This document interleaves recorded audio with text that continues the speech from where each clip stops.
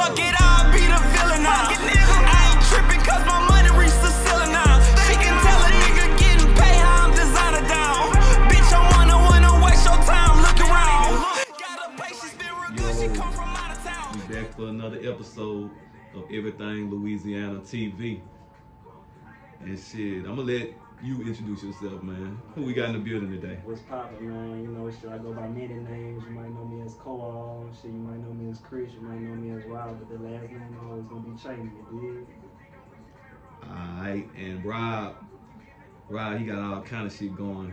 You know what I'm saying? He got Major Motion, but it's on some like if you know type. You know shit. I feel like, you know, this shit only for the selected few, you feel me? Like, it ain't more so about where I've been, it's more about where y'all been. So, shit, y'all just tuning in now, so, shit, catch up.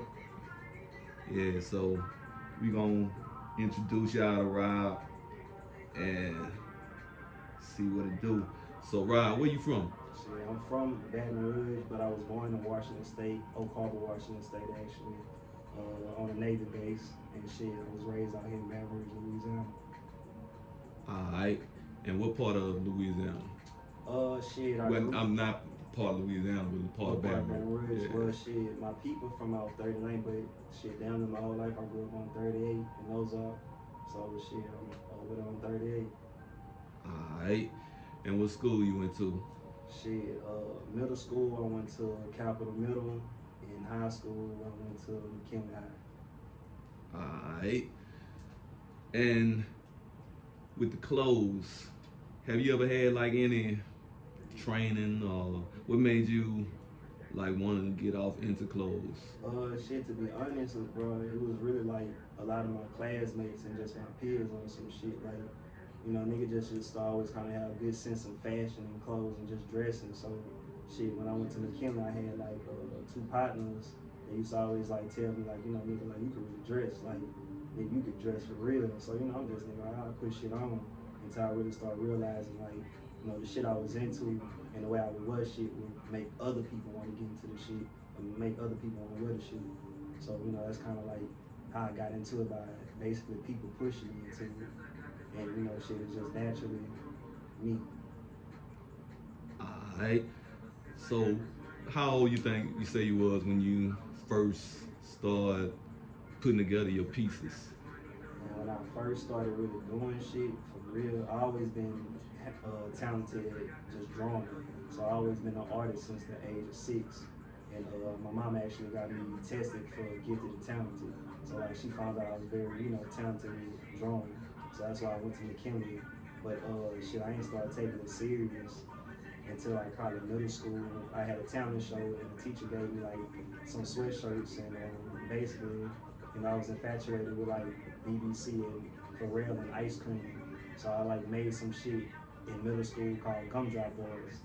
And that shit was basically like my idea of ice cream. And that shit was fired in. And what that was like, it was a t-shirt? It was like some shit I like basically drew like a gumdrop with like two skull bones behind it. And you know, it kind of like was my own idea, like my own ice cream. So it's always kind of like been my thing, is like seeing something that I was inspired by, but like making my own identity of it.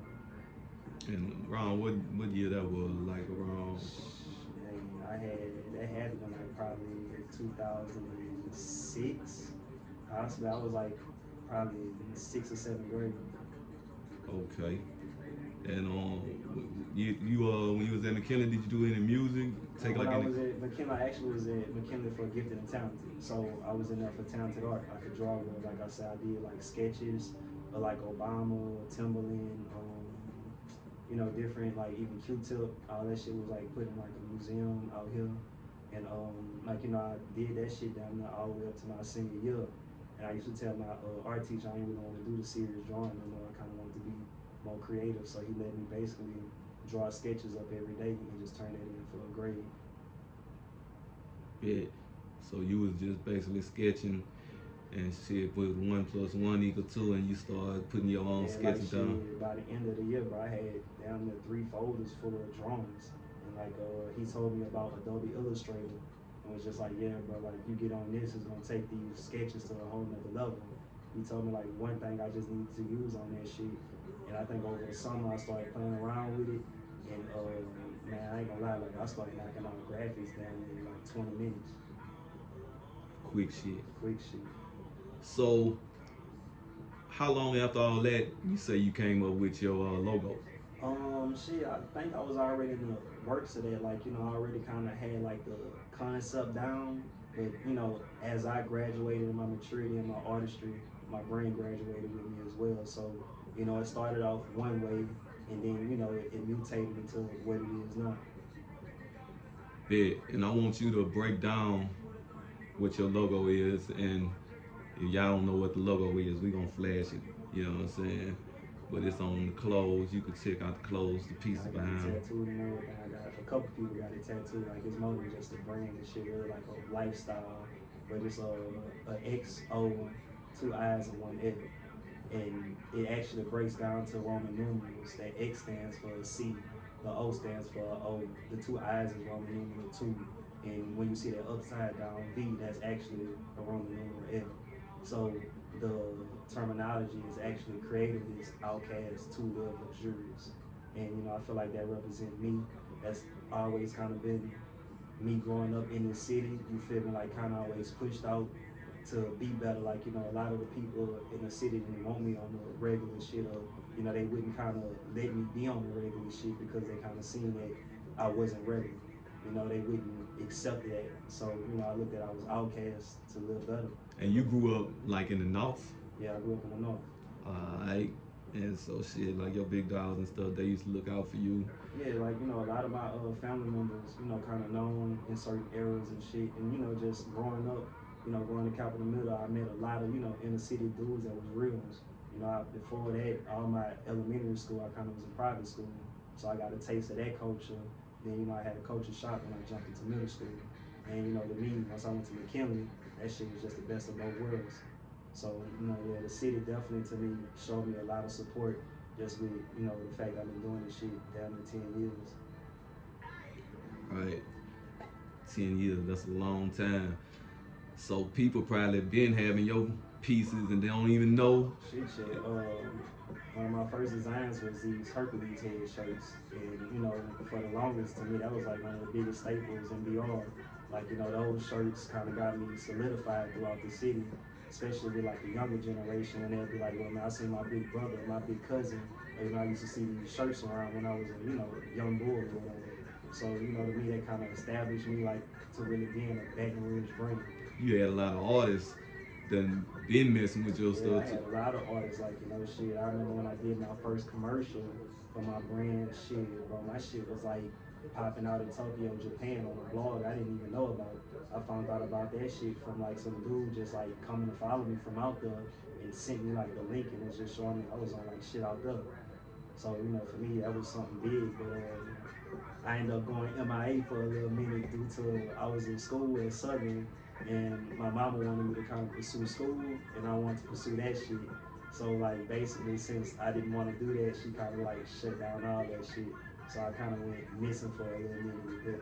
But shit, you probably was still working on it at the Yeah, same yeah, you time. know, I feel like, you know, I'm an artist at the end of the day. Like I can't not work, bro. Like, you know, it's just something about me that don't feel right when I'm not doing it. So, you know, I look at even though I wasn't promoting it, I was still underground doing it, and people would still copy me. So, you know, at the end of the day, I don't have to publicize my shit always, but that shit gonna be getting off. Right.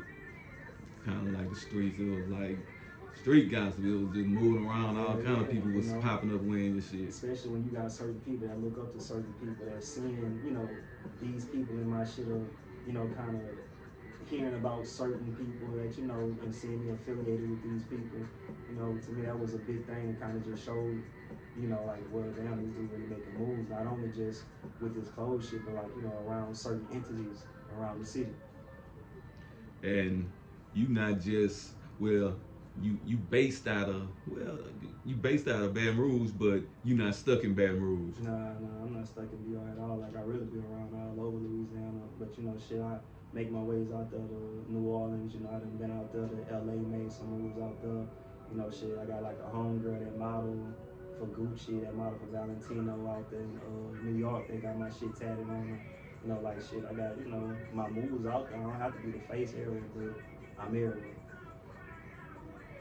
I not, and we got his music playing in the background too. Mm-hmm. You know what I'm saying? What's the name of your last CD that came out? And my most recent tape I put out called Super Groupies is on iTunes on all platforms, man. Apple Music, go check that out. All platforms. And how many albums you got out? Shit, on Apple Music and platforms, I'll probably say like 3 of them. I got like some secret tapes out there on YouTube that you'll have to go digging for. But all together, I say I probably have like 4 projects on. And what's your rap name? Oh, rap name same as the brand, co-op, everything co-op.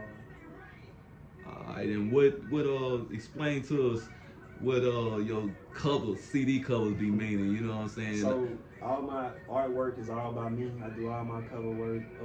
Either I had somebody to kind of one cover in Super Group was actually done by somebody that made it for me that was close to me. But all my artwork kind of is basically based off my own work. Like IRS, I did that artwork for it. Super Groupies was based off a real text message that I ended up getting. Digital Network, I did that cover myself. And as for Rockstar, like I said, I had somebody to make that for me. But that was all my concept as well. So you rap, well, of course you rap. What you call your music? You know what I'm saying? Because it ain't like no normal Bad Moves music. Nah, it's not. I just feel like growing up in DR, I was always inspired off the energy. Like growing up, one of my favorite artists was Webby. And I used to like the energy that he'll bring. And like shit, one of my favorite songs was I Got That.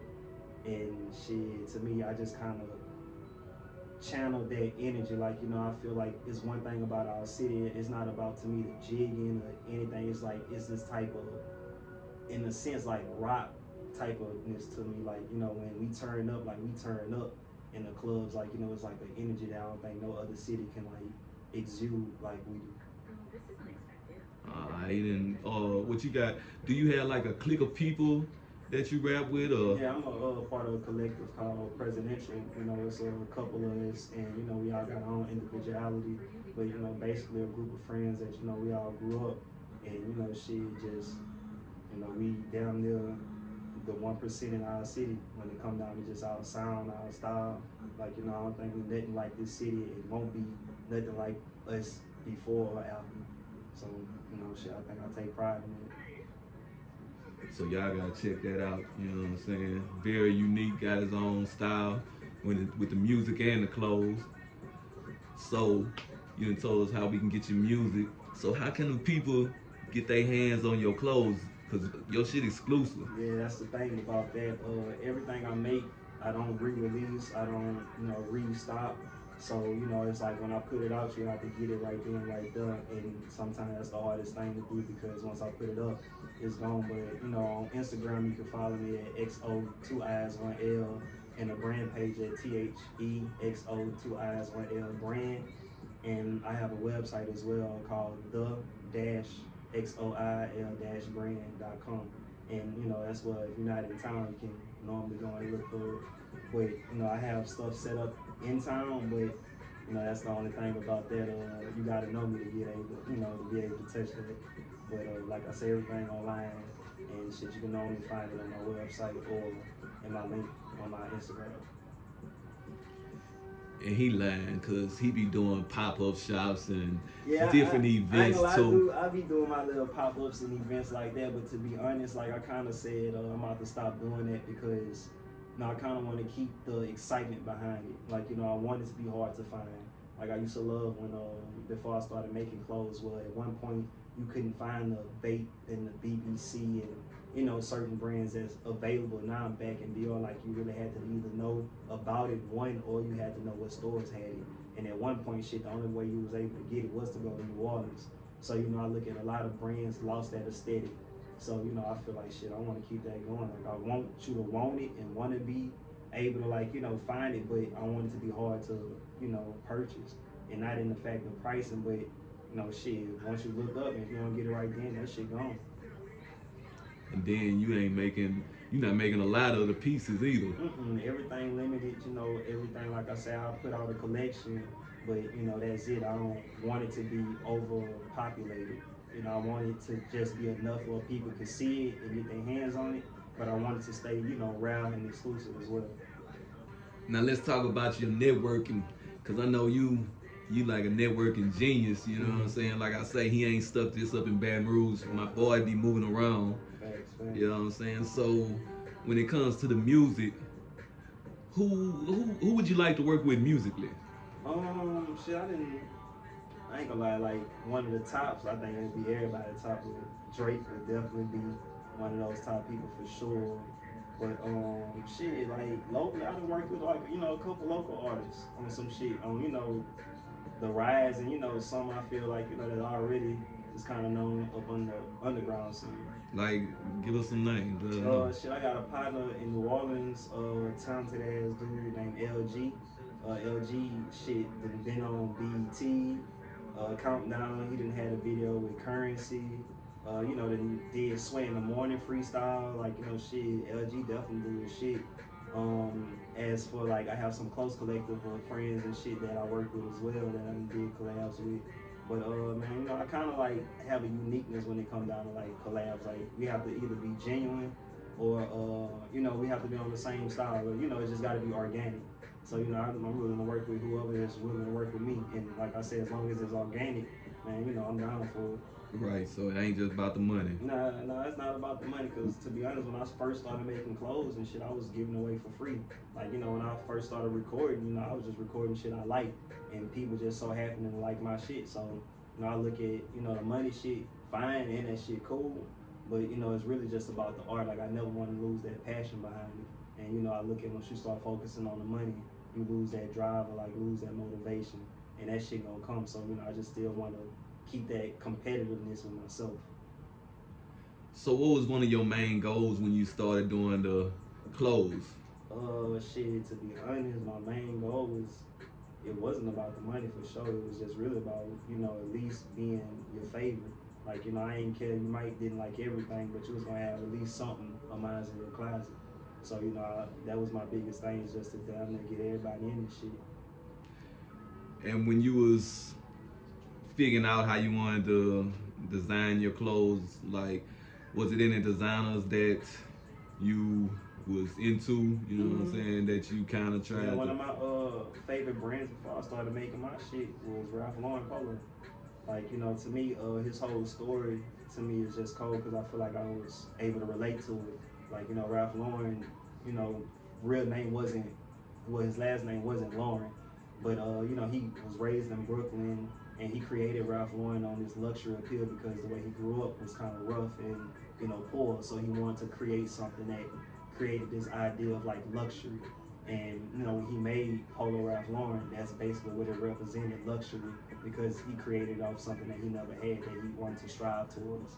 And with my brand, you know, it's that same aesthetic. Like, you know, I want to make something that, you know, I come from the north, but to show people I'm more than just this city, I'm more than just like, you know, a rural area, to show like, you know, it's really a lot of diamonds that can be made out of the rough. And I wanted to show that to be an example of me in this brand. Right. And I see you got some pieces with some other designers, yeah, like, also. Man, you know, some of my close friends observed me for a long time, and you know, finally got to the point of like finding their purpose with their talent. And you know, I wouldn't be a real friend, or you know, I feel like a real motivator or a teacher with this shit if I didn't get the same opportunities to my partners. So, you know, I got one of my friends, his brand Privilege, up in here. You know, there's other brands that I deal with locally, like, you know, it's another brand called Another Day, Another Dollar. Shit, you have brands like 225, 504, Spiffy Apparel. Shit, man, it's so many brands out here. If I'm forgetting y'all, it ain't nothing on purpose, but you know, I just really associate with a lot of people in VR that's upcoming brands or that's established brands. But you know, I got a lot of motivation from a brand out in New Orleans called Made in the Hood. And one thing I liked about him was his drive. You know, to me, that's one thing, like, you know, your hustle, to me, is a bigger voice than just your clothes, because, you know, you can have talent all day, but, you know, it's about how hard you work. You know, you can have talent and don't have the passion. And, you know, that's one thing I noticed with a lot of people that have the talent but don't have the passion. So it's rather have that passion and that talent, because at that point, shit, you're a force to be reckoned with. Who you say the biggest individual that has been caught in your clothes? Mm, the biggest individual that's been caught in my Musically, clothes. I'd say it's artists. an actor that's named Jason Mitchell. He was seen in my clothes around Juvenile, around Manny Fresh for Mardi Gras. Who is Jason Mitchell? Jason Mitchell is actually the actor that played in The Shy, and he also played as Eazy-E in NWA. Okay. Okay. So that's your biggest, but it's been a few. Nah, I feel like I didn't have, my shit like was big in London. It was an artist out there in London that's his name Mecca Wallace. So like shit, he's a big artist out there in London. He was in my shit. Shit, bro. It's like, a lot of underground artists as well. Like, most of them might not be rappers, they might just be known figures and where they from. So I look at, shit, it really isn't about the name behind the person. But like I say, shit, the brand really make the people, to be honest. So And what your brand stand for? man, my brand actually stands for, to me, creatives, people with individuality, uniqueness, with great taste. To me, I just look at, it's not really about most so the meaning, it's just about the purpose. I look at, I wanted to make something that had purpose behind it. Like I feel like one thing I liked about Ralph Lauren was he had so many different looks from this one person. So, I feel like that fit me. Like, I'm one person with so many different layers about myself. And, I think my brand represents that. Like, you can see 5 different people in 5 different things, wearing in 5 different ways, but it all was made by one person. Right. And you be like hand stitching. Yeah, I hand stitch my tags myself. Depends on what it is. I hand, press, screen print. I design my own graphics. Like shit, I do everything. Like it ain't just the pressed on stuff. Like you really take your time, really and it's quality. Quality, detail. Like I say, most people see my brand and think it's a big established brand, but it's really just me. Like it's been me for these 10 years. I don't have a team. I don't have a group of people I sit with. Like it's really all coming from one man. One of Baton Rouge's best kept secrets. And you got anything you want to lead the people with? Man, shit, I'll say, bro, do you, and don't worry about, who paying attention or who watching, because shit, man, look at this shit like a test. As long as your head down working, you might look up and everybody be trying to look on your paper. That shit should just show you alone you doing something right. And shit, I look at, man, stick to you. That's all I ever did with my music, with my clothes. Like, I knew I was always different, or I kind of didn't fit in, but I think that's what made me so cool. I think that's what made me so special. And I always consider myself like I was too weird to live, but I'm too rad to die. So I look at somebody like me as what is needed in our city for damn show, to kind of show a whole different alternative than just the negative shit that we get about the city. All the way around, musically, clothes wise, personality, all that. Y'all need to fuck with Rod. Tell them again how they can tap in with you, Rod. Yeah, you can tap in on my Instagram at XO2IS1L. And in my link, I got my website, and I also got my brand page site on there as well. So, shit, that's really all you need to know, because like I say, the brand is everything, co-all. So that just actually means for everything, my brand, everything me. Everything Louisiana TV.